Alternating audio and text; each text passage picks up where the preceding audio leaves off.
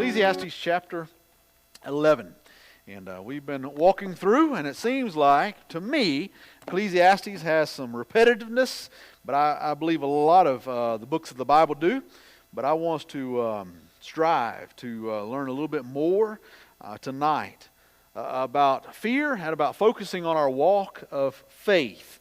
I believe everybody, especially here tonight, wants to live for the Lord every single day of our life, and every moment and every opportunity that we want our faith to shine. We want people to see that we do not live in a spirit of fear, whether it be fear of death, a fear of persecution, whatever it may be, but our faith, day by day by day. In Ecclesiastes chapter 11, there's only 10 verses there, but I want us to read. I'm going to read from the New King James Version.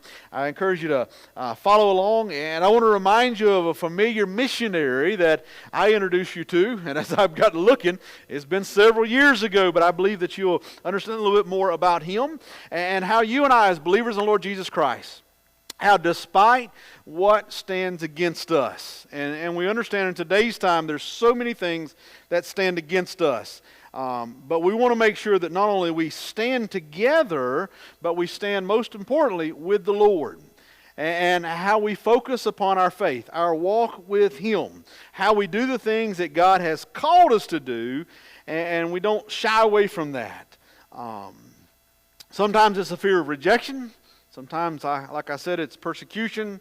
Sometimes it's a fear of being humiliated, whatever it may be. But we see this in today's time. And I oftentimes share, we've never known what persecution is in the church in our country. But I believe if you follow the news, you see it more and more and more. So it's important that we stand on our faith. And I commend many, many brothers and sisters in faith that have done that, and they continue to do that. In Ecclesiastes chapter 11, let's read these 10 verses, all right? And then we'll focus on probably most of the early parts of that.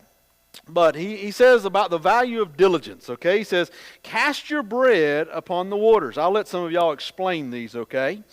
For you will find it after many days. Give a serving to 7 and also to 8, for you do not know what evil will be on the earth. If the clouds are full of rain, they empty themselves upon the earth. And if a tree falls to the south or to the north, in the place where the tree falls, there it shall lie. He who observes the wind will not sow, and he who regards the clouds will not reap. As you do not know what is the way of the wind, or how the bones grow in the womb of her who is with child, so you do not know the works of God who makes everything. In the morning sow your seed, and the evening do not withhold your hand. For you do not know which will prosper, either this or that, or whether both alike will be good. Truly the light is sweet, and it is pleasant for the eyes to behold the sun. But if a man lives many years and rejoices in them all, yet let him remember the days of darkness, for they will be many. All that is coming is vanity. Rejoice, O young man, in your youth, and let your heart cheer you in the days of your youth. Walk in the ways of your heart and in the sight of your eyes, but know that for all these God will bring you into judgment. Therefore remove sorrow from your heart, and put away evil from your flesh, for childhood and youth are vanity. Let's think, okay? Let's kind of pick up at the very beginning, but I want us to keep in mind the very end of that chapter as well, because childhood and youth, they're vanity. And as we spend time looking through our prayer list tonight, we would say, you know what? That is absolute truth. It's difficult, not only as we age physically, but spiritually, as you and I desire to follow the Lord in all things. So I told you I want to introduce you to a missionary that I've shared about before, but in Cairo, Egypt, if you were to visit an abandoned graveyard, the end of a garbage-lined alley, it sounds very intriguing, does it? You would carefully, at that graveyard, you would come across one particular tombstone. And that tombstone is a man named William Borden, 1887-1913. And you wouldn't expect much from him, but how many of you recall who he is? Anybody? He was an heir of something. How many of you ever heard of a company called Borden? Think of ice cream, think of milk. Think of a multi-millionaire that could have been. But you would recall I said he's a missionary. And he left all of that to serve the Lord. William Borden was educated at Yale and at Princeton. He became a Christian under the ministry of the great evangelist D.L. Moody. He was the heir to the Borden dairy estate, which was a fortune. But William Borden gave it all away in a desire to share the gospel with those who had never heard it. William Borden decided to become a missionary to the Muslims of China. So let's think tonight.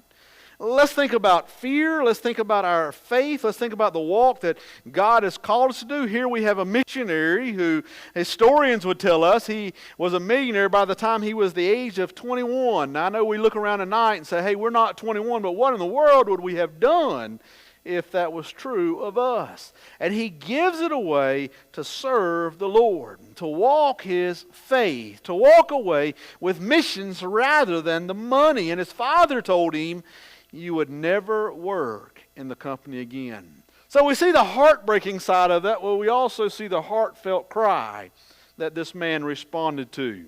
He traveled to England or to Egypt for missionary training. And while he was there, he contracted spinal meningitis, and he died by the time he was 25. Keep in mind, 21, 25. He never even reached the mission field. And really all that's left of his life is this gravestone, this abandoned cemetery at the end of a garbage-lined alley. And he risked everything, and he lost everything as a result. And I know you look and say, why in the world would that encourage us? Well, if we were to take his story and put it in Ecclesiastes, I say, you know what? It fits perfectly. We saw the ups and we saw the downs. And when we look through the book of Ecclesiastes, this story, it just kind of seems like it fits. It could be depressing. And when we read passages like even tonight, we look upon the good things, but we also see the negative things. And we're reminded even at the end, hey, childhood and youth, they are vanity, which we looked at several times. It goes right along with his other word, vapor. It's just, it's here and it's gone. And we look at William Borden and the challenges that he faced. And we could understand some things not only from his life, but I believe from the writer's life even tonight. Life is uncertain. Isn't that what he kind of teaches us here in the very beginning, in the first 8 verses or so, and then kind of reinforces it at the end, because he's telling us, hey, you rejoice in your youth, but then in the very end he says, hey, this youth, it's just vanity. We could also say, well, you know what, missionaries die. People die every day. We're reminded of that. Never in the history, I don't believe, outside of times of war, have we been so consumed with how many people die every day. But we're looking at this passage. And multiple times, even in this passage, the teacher, as he referred to himself a couple chapters ago, he tells us some things about life. He tells us how we should live, how sometimes we should play it safe, because he's telling us, hey, we rejoice, enjoy. You remember the last couple chapters, he's even told us, hey, you're to enjoy the good, the food, the wine, the blessings of life. But also he tells us, hey, you've got to take some risk. And that's what really the first couple verses are teaching about. So let's read those verses, okay? And let's kind of walk through this passage tonight. Like I said, I feel like we kind of got into some repetition. But last week, you recall, we looked at money, and this has nothing to do with money. This has to do with our walk of faith versus fear. And he's teaching us, I believe, some things in the first few verses to take some wise risk. Of course, I told you that I'll let you explain some things, okay? In like verse 1, my translation says, cast your bread upon the waters, for you will find it after many days. Any other translation that you brought tonight? Okay, cast your grain across the sea, and in times it'll flow back to you. Any others? You're going to wish that we had a lot of translations, because this is one of those things you read it and say, what in the world is he talking about? I mean, Cast your bread upon the waters, and you'll find it after many days. Talking about putting our food in the river and hoping maybe it comes back. I don't know, but it done me well to read a lot of translations and say, what does this mean? And it obviously doesn't mean, soggy bread. Nobody likes that, right? Nobody likes when you make a sandwich in the morning and you eat it later and it just flows down. Nobody likes when we look on July 4th at the hot dog eating contest and they dip bread in water. All of you went and you consume it. Let me share with you a few different translations of this. The NIV, which I don't mention very often. Matter of fact, I jokingly say sometimes a nearly inspired version. Got that from my friend Paul Osteen, used to say it all the time. Says, ship your grain across the sea, and many days after you will receive a return. That makes a little bit more sense. The Living Bible says, give generously, for your gifts will return to you later. That helps me understand a little bit more. The Message, or Peterson's paraphrase, says, be generous and vexed in the acts of charity. Charity yields high returns. So what is the teacher saying? Hey, you can take a risk. Life is risky. Sometimes it's difficult. The world is uncertain. But cast your bread.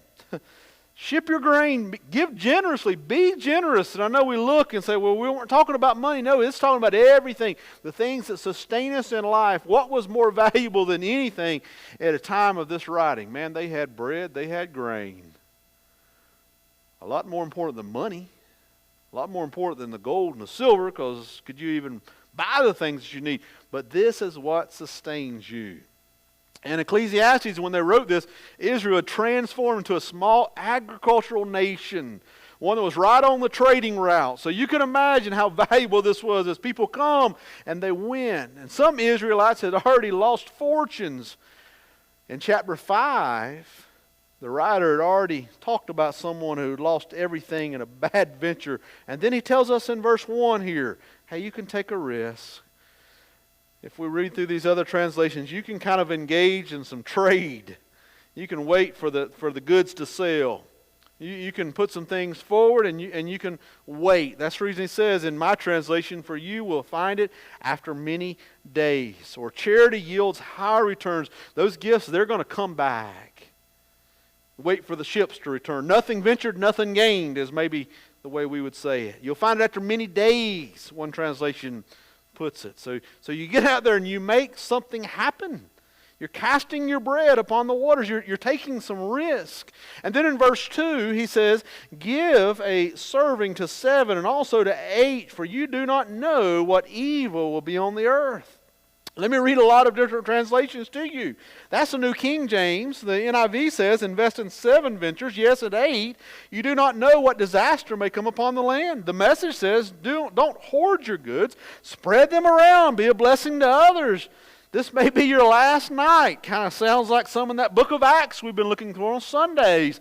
Divide your gifts among many, for in the days ahead you yourself may need much help. The ESV says, give a portion to 7 or to 8, for you do not know what disaster may happen on earth. We're to bless others. Genesis chapter 12 and verse 2, I believe it is. You're blessed in order to do what? To be a blessing. And here you go, this element of risk. It's really not a risk because who owns everything? Our Father owns the cattle of 1,000 hills. And we would say, as we've taught in all Baptist churches, I believe, maybe Methodist churches too, growing up, you can never outgive the Lord. It doesn't matter. And you think this grain, the most valuable thing they had, hey, you can afford, you can send it out because it's going to come back. You don't never know what the end of the day is going to look like or what the next day is going to be. I was thinking of all the sayings. Don't put all your eggs in one basket. I think if we were to read the finance reports, the writer here would say, hey, you got to diversify a little bit. Put everything in one spot. Don't withdraw. You got to let things go, all right? Most of y'all got money in the stock market. When it goes up and it goes down, what are you doing? Hey, I'm just going to give it a little time because it's going to come back.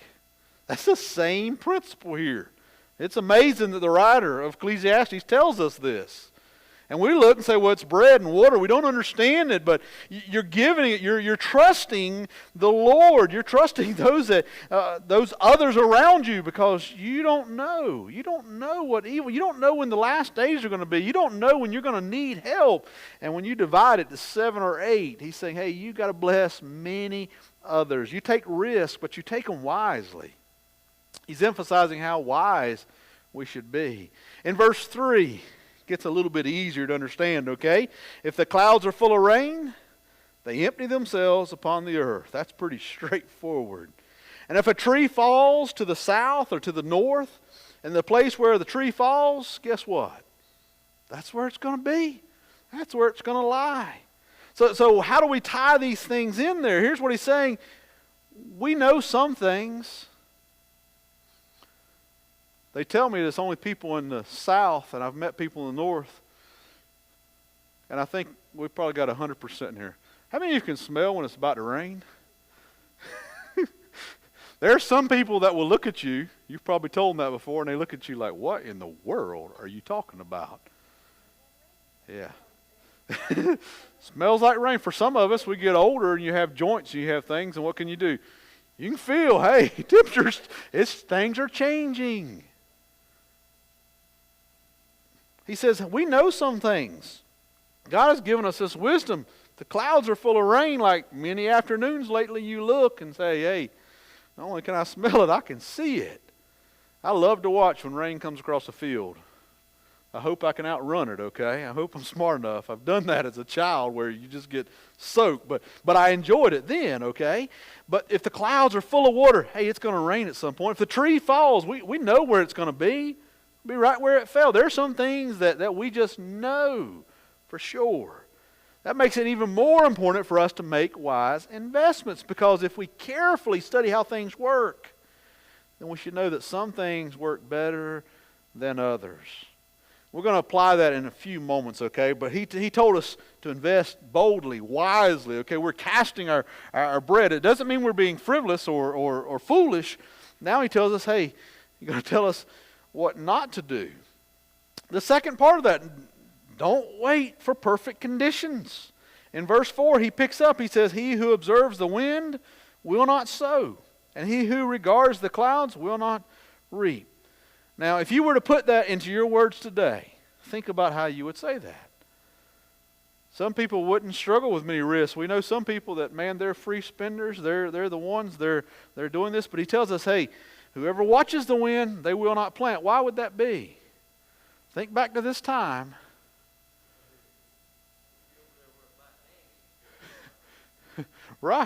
Right. Yeah, you're sowing the seed, but if it's windy, what happens? Everything's gone. It's kind of like today when you fertilize and you do things. Every river in Florida has a lot of growth. Why is that? Because everything flows, okay? And he's telling us, hey, don't sow like this. Don't look, but you got to take these risks, but you have to be careful. He who sows the wind will not sow, and the one who regards the clouds will not reap. Let me think for just a few moments. Picture the teacher. He gives us this farmer's illustration, because this is something we could understand. At this time, everybody would understand this. And I believe everybody in our church would, but maybe there's some that wouldn't. Because even today, what do we look at? If you're going to plant a garden, what do you look at? The what? The growth and the harvest. So if you're going to plant, what are we going to look at? Some of y'all look at the signs. We look at the certain days. We look at this. Why? Because we know that it's going to be better. Digging a hole. My boys, we joke every time we ever dig a hole. Dad, you picked the wrong day. Sometimes you have some left. Sometimes there's not enough. Can you explain it? No, but we know that it works that way. It's just the way it works. And the ideal conditions, he's saying, for sowing, when it's windy, hey, we want to sow when there's minimal wind. Think about then. They didn't have these nice tractors and combines and all these things, but they would scatter the seeds. That's the reason we have the beautiful illustration of what happens with the seed. You remember thorny soil and rocky soil, but the good soil, okay? Think about this. But you get carried away. If you're not careful, you scatter the seed, and it's no good. At some point, though, you have to take the risk. some point you just have to scatter the seed. About 2 weeks ago, I saw a sight I've never seen in my life. It was funny, okay? And y'all can pick on them when y'all tell them, when y'all see them.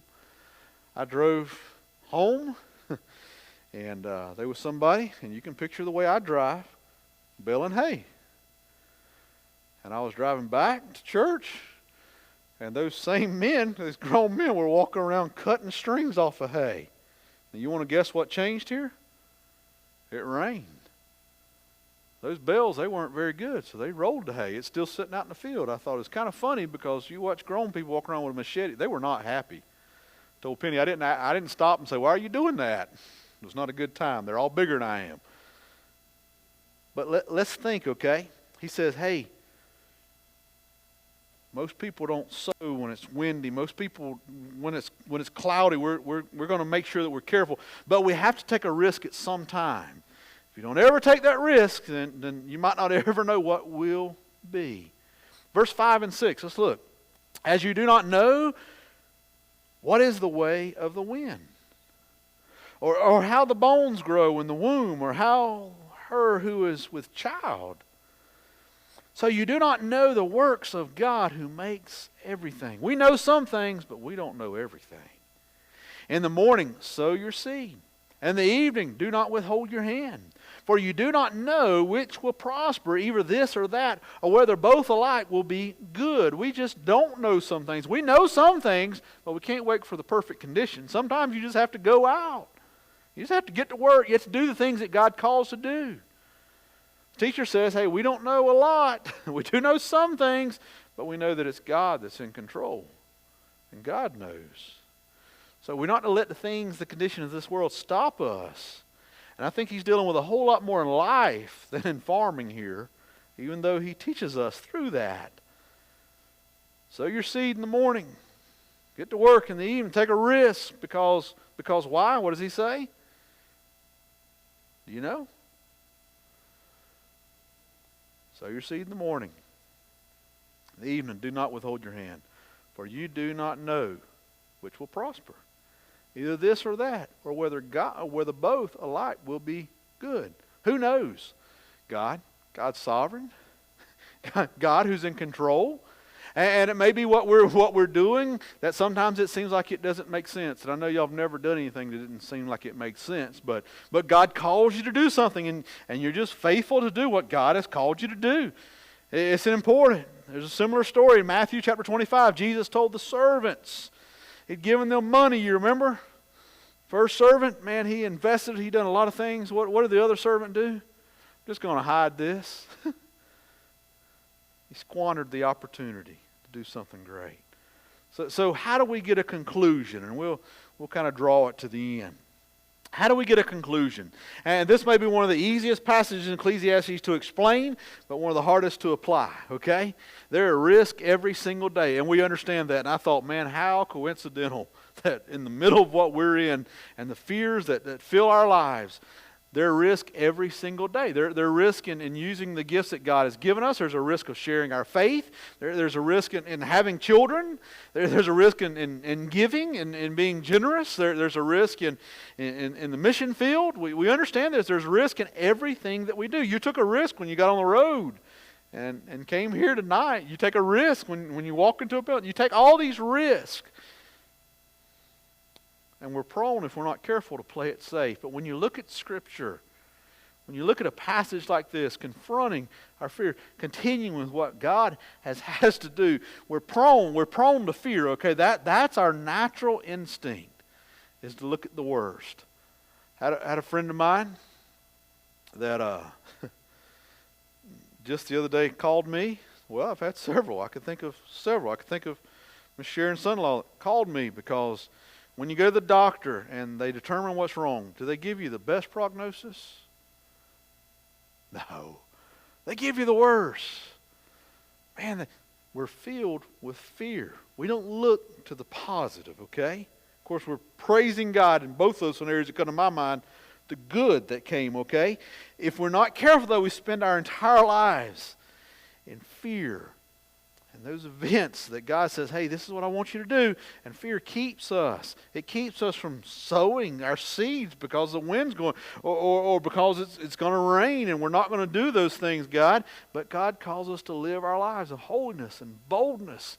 When you look at Matthew 25 and you read through that parable, Jesus is calling us to wisely take those risks. Okay, not be frivolous, because we understand when we preach through like Acts, where we looked at, and some people, nobody that was here, okay, but some people, when it says, hey, they sold everything they own and they come and laid the money at the apostles' feet, what do? Make sure my wallet's, make sure my pocketbook's zipped up. Where in the world are we going? No, this is a picture of life, okay? God has given us so much, and we realize that, hey, God has blessed us, and if we're generous and we're faithful to the Lord, what does He do? He gives us more, okay? He continues to use this. That was the test that He gave them in Matthew, is to be a good steward of what God had given them. He made it very clear. You won't be able to say, I just played it safe. No, I did everything you asked me to do. And God calls us not to live in fear, but by faith. But He also tells us we're not in charge of the results. We're in charge of being faithful, what God has given us, and the rest is up to the Lord. Oftentimes when we share our faith, I've had numerous people, well, I just don't believe that. Well, I planted those seeds, and what happens? You just trust the Lord. Oftentimes when we have the opportunity to give or to be generous, sometimes we hear every reason in the world why we shouldn't, but I'm going to trust the Lord. That story of William Borden, he risked and he looked at, it looked like he lost everything. After his death, though, this is the amazing part of that testimony. After his death, Borden's Bible was given to his parents. The same parents said, hey, you'll never have a place in this company again.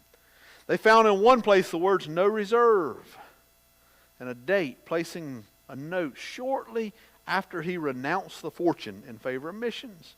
At a later point in the Bible, as they read along, I believe he done this for a reason. It writes, no retreat.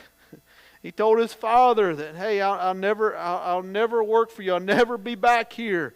No retreat. I'm leaving. I'm going to serve the Lord. And shortly before he died in Egypt, he added this last phrase, no regrets. Borden risked appropriately. Because we don't know what God will do with us, we use every single opportunity to live wisely, to be bold in our faith, to sow those seeds in the morning and in the evening, not let our hands be idle, because you never know what God will prosper. I like, and we'll close with this, Paul, writing to the church in Corinth, he said, therefore, my beloved brethren, be steadfast. I believe that's what the writer here in Ecclesiastes is telling us. Hey, you stay at immovable, always abounding in the work of the Lord, knowing that your labor is not in vain in the Lord. So many missionaries we read about who go and they share the gospel, and they share the gospel, and they share the gospel, and nobody's life is changed. But those seeds, they take harvest, they take root, and they begin to grow. They begin to grow. So take risk. Trust the Lord. He knows all things. He's in charge of all things. He just simply calls us to be faithful. It's an amazing thing, because within the body of Christ, to be faithful. And your faithfulness looks a little bit different than mine. Mine looks a little bit different than yours. But the things that God blesses us with, to use those things for His glory and for His honor. And to do it all the days of our life. For childhood and youth, what are they? They're vanity. They're going away. They're fleeting.